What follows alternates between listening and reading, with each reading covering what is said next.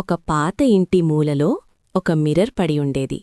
ఒకప్పుడది చాలా బ్యూటిఫుల్గా ఉండేది. ఎవరు చూసుకున్నా తమ రిఫ్లెక్షన్ చూసుకుని ఆనందపడేవారు. కాని ఒకరోజు అది యాక్సిడెంటల్గా పడిపోయి బ్రేక్ అయిపోయింది.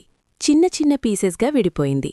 ఆ రోజునుంచి ఆ మిర్రర్ తనను తాను యూజ్లెస్ అనుకోవడం మొదలుపెట్టింది.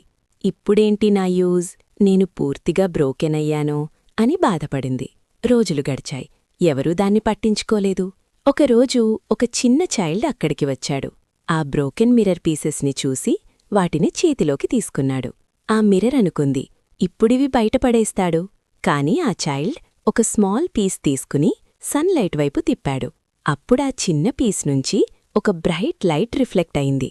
ఆ లైట్ గోడపై పడింది. అది చాలా బ్యూటిఫుల్గా కనిపించింది. ఆ చైల్డ్ ఆనందంగా నవ్వాడు. మరొక పీస్ తీసుకుని మళ్ళీ ట్రై చేశాడు.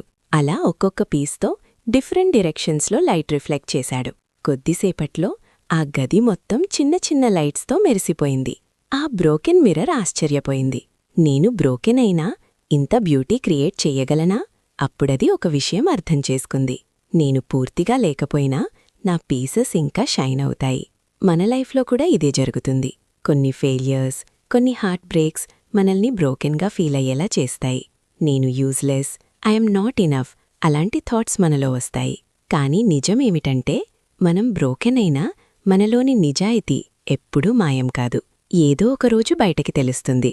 కాబట్టి గుర్తుంచుకో, even broken pieces can shine. You are not useless, you are just waiting for the right time. Thanks for watching.